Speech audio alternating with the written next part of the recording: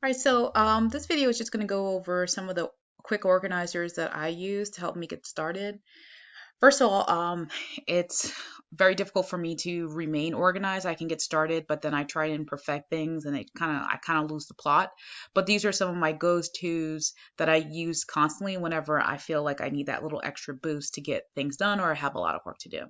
So the first organizer I really, really like, it's just a spot to list where you have short-term tasks, which for me is like less than 20 minutes, medium tasks, which are 20 to 45 minutes, and long-term and longer tasks, which are longer than 45 minutes. And of course, you can adjust the times that will match your ideals. Like some people for short-term tasks, it has to be less than 5 minutes or something like that. So totally up to you. But anyway, what I like to do in these tasks is that I just make a list of my short-term, what I think are going to take me a medium amount of time, what's going to take me a long time to complete. And then once I have my list, knowing myself, for me, it's better when I do a bunch of my short tasks first, because that builds up my momentum and I start to feel good about myself that I accomplished all of these things. I can check them off my list. And then what I do usually after that is I start working on long task and I do the medium ones last. So I kind of decide like what I want to do first. Sometimes I want to just get the longer term tasks done, because I have the energy. So it all kind of depends on you. But by organizing it this way, what's going to take you short, medium, and long amount of time, you're better able to schedule your day out without actually writing a full on out schedule. You're just chunking out time that you're going to work on certain things. And that's super helpful. Another thing I like to use if I find that I'm not prioritizing effectively, like I notice that I'm doing things that I probably shouldn't be doing right now because they're not very urgent or they have a low priority, is make a list of tasks that are high priority, versus low priority, and high urgency versus low urgency. So that means, of course, like if something is a high priority, it's super important. You definitely need to get it done.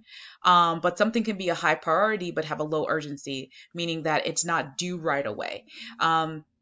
So you want to work on it, you want to get it done, but you don't necessarily need to do it right now. So if you're falling behind or you're not prioritizing your work effectively, I find this tool super important, because anything that's like a low priority, low urgency, even if it's fun and something I'm tempted to do, because it's in that box, I kind of push it back a little bit further, or I just work on it for just like I say, I'm working on it for 5 minutes and no more than that.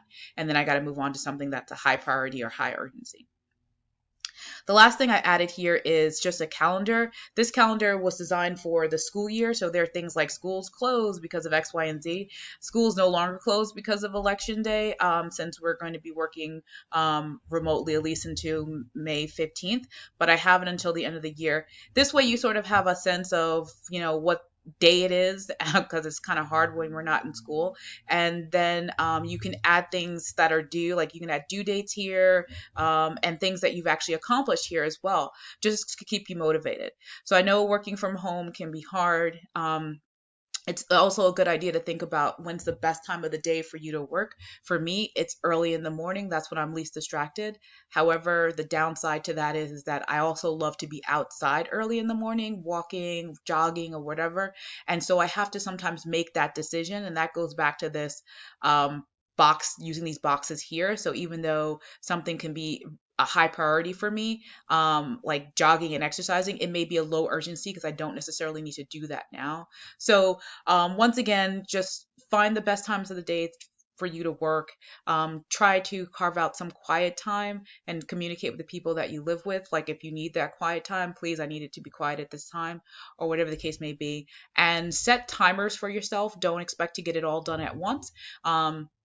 Tell yourself you're working for an hour and then you're taking a 15-minute break, for example. This is the sort of thing that strong medical school students do, or other students who are in high stress fields. They sort of carve out time to work. And if possible, find yourself a study buddy, someone that can encourage you and hold you accountable. All right. Hope you find these two helpful. Good luck.